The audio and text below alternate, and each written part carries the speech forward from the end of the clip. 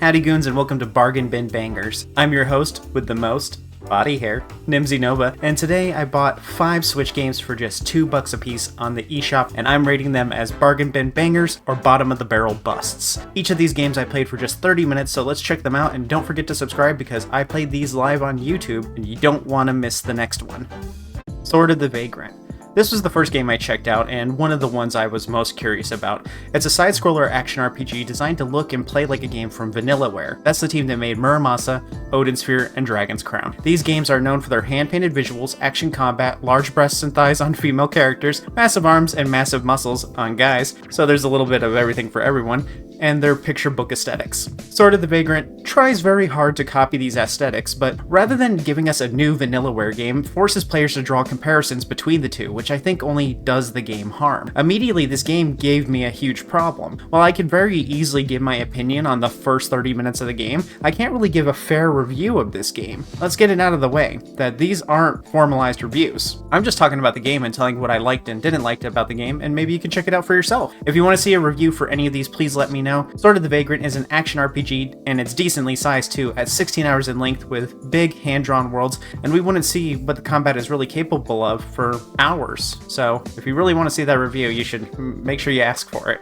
The combat does appear to be deep though, from what I've seen, though it does look like a slideshow. Clearly the game is trying to go for the 12 FPS low frame rate that's common in animation, but this almost never looks good in a game. It doesn't make the game look more like an anime, it makes it look more like my frames are dropping. The team who makes a game like this has to be a team that is pretty experienced in animation in order to be able to pull this off. There's a reason why most artsy games don't attempt this, and it's because it rarely looks good. It has your standard RPG trappings like gold, skills, skill trees, fantasy setting, weapons, equipment, and a plethora of stats and weapons with different tiers. Interestingly, there doesn't appear to be a formalized leveling system. Usually in indie RPGs, it's the other way around. They only use the leveling system because creating a bunch of weapons and equipment means more animations and time and money. So it's neat that this game went in the opposite direction and is proving to be a very content-rich experience. The hand-drawn art looks nice, but a lack of anti-aliasing or smoothing means a lot of jagged pixelated edges on the art that would otherwise look very nice. It looks like someone used the paint bucket tool to remove the background on each art piece, but I've been playing some other Switch 1 games on my Swoobie, that's what I call my Switch 2. So this is probably a problem with the Switch and not the game, or maybe an issue with blowing it up on a big screen. I would say this doesn't matter, but it does pretty negatively impact the appearance of the game. When you can see all these jagged edges, it looks pretty messy. Perhaps it looks better on other systems. There is a PS4 version. Oh no, it just looks like that. Yikes. Hey, they did do one thing right. They nailed the boobs. Who really have their priorities figured out over there. I do like Sword of the Vagrant. I just want to see what this group can do on their own. We don't really need a new Vanillaware game. They still make games. Unicorn Overlord just came out last year. The rest of their games are still pretty accessible too, especially if you emulate. It's weird to make an homage game when the company is still kicking. It's like throwing a funeral for a person who's still alive. While the art is great, it doesn't look the best with how it's portrayed. The combat is serviceable and appears to be decently deep. If you like what's here, then there is a good bit of it. Not too long and not too short. It's a bit heavy on dialogue in the beginning, but some people will take that to mean that there's a lot of lore. Based on what I've played, I don't think it's the strongest intro out of what we played here, but I think this leans decently onto the banger side. Cat's Cosmic Atlas. This is one that I was very flip-floppy on. On one hand, it's a cute, innocent game that is an interesting learning tool for kids interested in stars, constellations, and planets. On the other hand, it greatly abuses manipulative sales tactics and is one of the worst abusers on the Switch eShop. Gameplay-wise, Cat's Cosmic Atlas is a simple little game where you play an anthropomorphic cat as they explore the stars and planets in a storybook-stylized side-scrolling game. You'll walk through 2 massive galleries full of constellations from the northern and southern hemispheres. Yeah, the southern hemisphere has its own constellations. That's probably news to some of you out there like it was to me. You'll get to explore the solar system with this cute little kitty and then read about the stars. This isn't much of a game, as you can see. It's a learning game. When Cat walks up to a constellation, it plays an animation drawing out the constellation. Thankfully you can fast forward through this. Then the shape appears and does an animation with a sound effect. Lastly, it shows a bunch of text and some doodles where it tells you all about the constellation. So it's not really a game so much as it's a book with gameplay. Even then, the gameplay is just walking. Exploring the solar system works works very similarly, but you'll instead float through space, and you'll collect achievements throughout the whole experience. I wouldn't really call this a game though, and in terms of learning games, it ranks pretty low. This isn't Freddy Fish or Pajama Sam from our youths. I don't really know who this game is for either. The kids interested in this storybook game idea would be very young, around 5 to 10, but the reading level to understand it would be higher. Maybe younger kids could enjoy this with a parent's help. It is a cute game idea, but I don't see many kids having their attention held by this unless they had a special interest in mythology, stars, or planets. It's an interesting and harmless enough game, but it saves its manipulation and shady business for the eShop. The Cat's Cosmic Atlas is normally a $12 game on Steam. On Switch, it sells for $20 and frequently goes on sales. This makes it look like it's a really good deal. A better sale than it would typically be if Steam were to do the same kind of sale. Going from $20 to just $2 means it looks like it's 90% off. This makes it look like a really good deal on the Nintendo eShop sales, and so people pick it up. But unlike other games that do this, there is some substance here. So I guess there's a good reason for it, but it does get worse. CCA has 3 free DLCs, but has 7 bundles, and these bundles have different combinations of the free DLC within them and no additional content. The main game is $2 on sale, then these bundles are $20 a piece and not on sale. Someone might buy the bundle thinking, wow, $20 for the Ultimate Edition and I get all of its DLC? That's a pretty good deal. In actuality, they just paid for 3 free DLCs. They do this for a few reasons. First, the low sale means that they're at the top of the page when you organize price from low to high. People will drop $2 on a random experience, and if they hate it, well, it was only $2. Second, the game has 3 free DLC, which puts them high up on the free game searches. Nintendo still doesn't let the eShop filter out DLC when doing searches for free games. Third, the 7 editions take up more space in other searches. Then finally, the special editions trick parents into getting scammed. This is really scummy and absolutely abuses the eShop, and is why the eShop has such a negative name. Even if it was the best game ever, I can't encourage this kind of abuse and manipulation. They've no doubt scammed some people doing this. It takes this honest and friendly game and turns it into a scam. I don't think this game is great to begin with, but some folks in the chat said it seemed like something kids would like. But it's hard for me to recommend it when it abuses the eShop so badly and lowers the quality of the eShop with its scams and manipulation. Cat's Cosmic Atlas is a very cute game and is incredibly artistic and well executed for what it's trying to do. I don't see kids being very entertained or engrossed in this. I can't see a kid trying to complete this or explore the entire game. Like me, they'll likely only open it up for an hour or so, check out a little bit of everything, then get bored and leave. I think the artist's talents would be better used in making a children's book of their own. Any goodwill this game had, though, from me, with its appearance and presentation, is entirely lost with its shady marketing. So that's a big fat bust for me. Ruin Raiders. Oh yeah, baby. I've been wanting to talk about this one ever since I played it. Ruin Raiders is the epitome of we have McDonald's at home.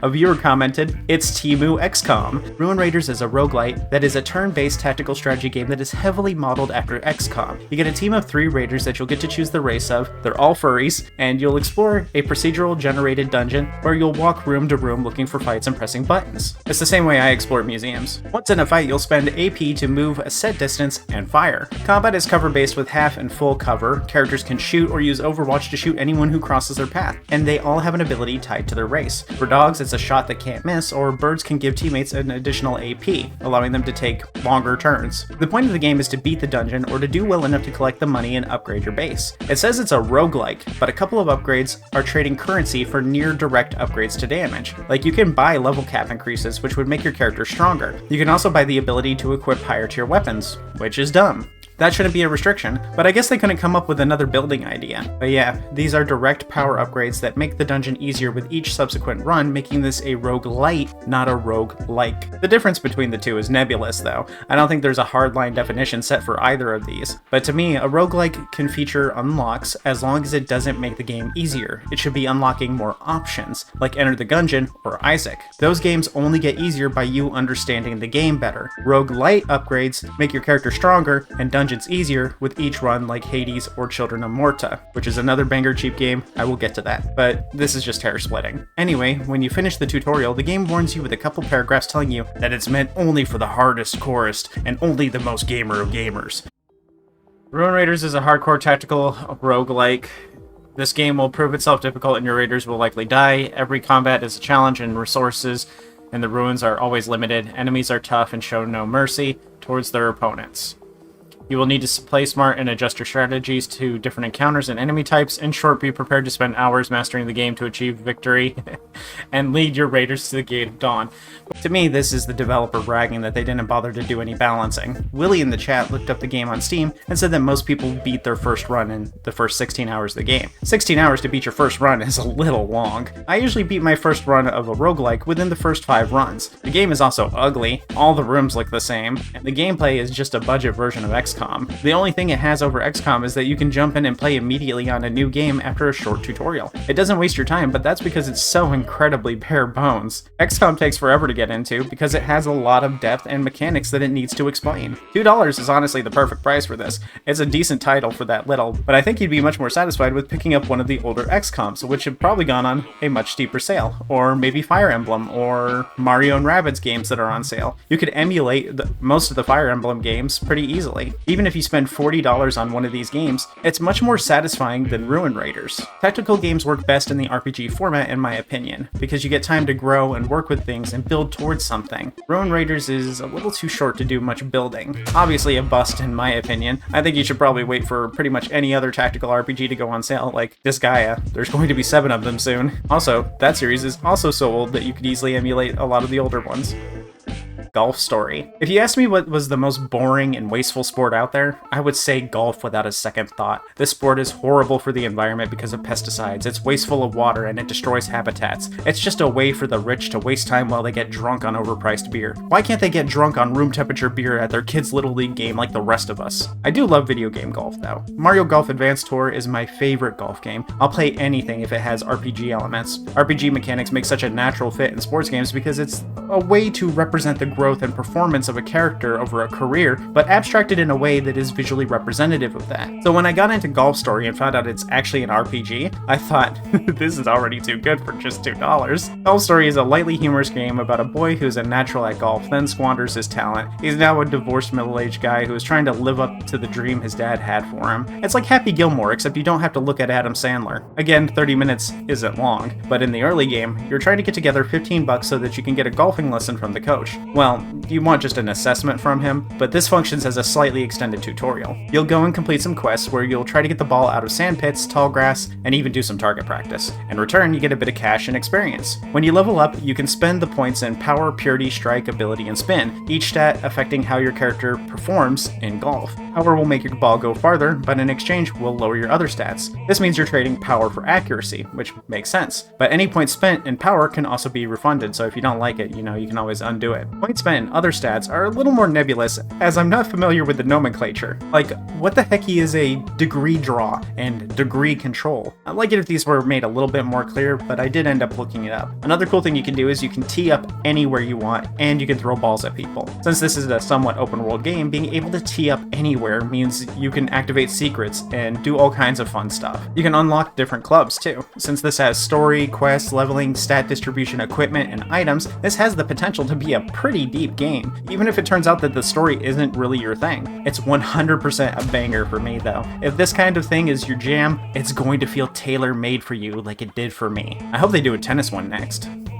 The Swords of Ditto, Mormo's Curse. You might be thinking that I intentionally saved the best for last, but I chose these games essentially at random and played them in the order that they appeared in my library. You have no idea how relieved I was though when I opened Swords of Ditto and saw the Devolver Digital logo. Oh, it's a Devolver game. Okay, there's a pretty good chance this is going to be a good one.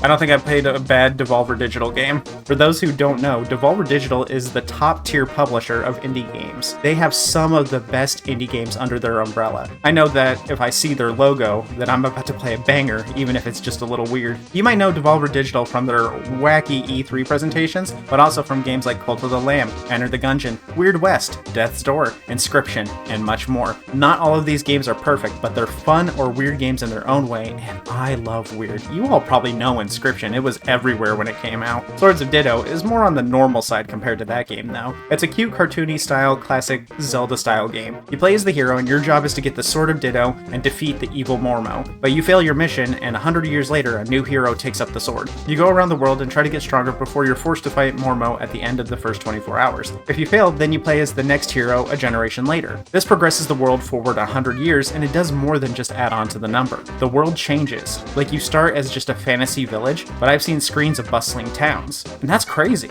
You get to keep your levels too among some other stuff, so it's more of a roguelite, or even straight up just an RPG with an interesting story progression mechanic. It's like Majora's Mask if it played like Link to the Past, and you get to keep some progress. I'm not huge on Zelda, but again, this is another game where 30 minutes just isn't enough to cover it. I checked Steam, and the negative reviews mostly come from the assumption that this is a Zelda-style game. If you like Zelda, it's probably Zelda enough to tickle that fancy, but it's more of a roguelike than just Zelda-like controls. 30 minutes was really only enough to cover the game's intro. I did play a little bit more, but from what I've played, good controls, funny story, cute art and graphics, and it was fun. But I foresee the time crunch being an issue for me. I hate the idea of exploration-based games being limited by time, which is why I didn't like Majora's Mask. But weirdly, I liked Pikmin. It's hard to speak for what the game will be like in the long haul, so with the little time that I've spent with it, it's a banger. And based on what I've played, you probably spent a lot more on much worse. That really sums up the whole video, huh? You spent much more on much worse. Pretty good for a first bargain bin banger episode, though. 3 out of 5 games are pretty good. Hopefully we get a good ratio like that going forward and I don't have to play too many garbage games. If you played any of these games longer, please let me know your thoughts below. I'll pick one of you and pin it, especially if it's funny. But for now, if you haven't yet, please click subscribe so you don't miss the next one of these. And if you want to watch me live sometime, you're already in the right place. Just make sure to click that bell. I'll see you later. I have to go throw golf balls at strangers. And that's way more fun than just playing golf. Unlimited golf ball attack. No one can deflect the golf ball splash. How many golf balls can we throw? It's starting to pile up there. There's no limit to the golf balls. The golf balls go on forever. The game's starting to run slower with the amount of golf balls I've spawned. I'm gonna crash the game from all the golf balls.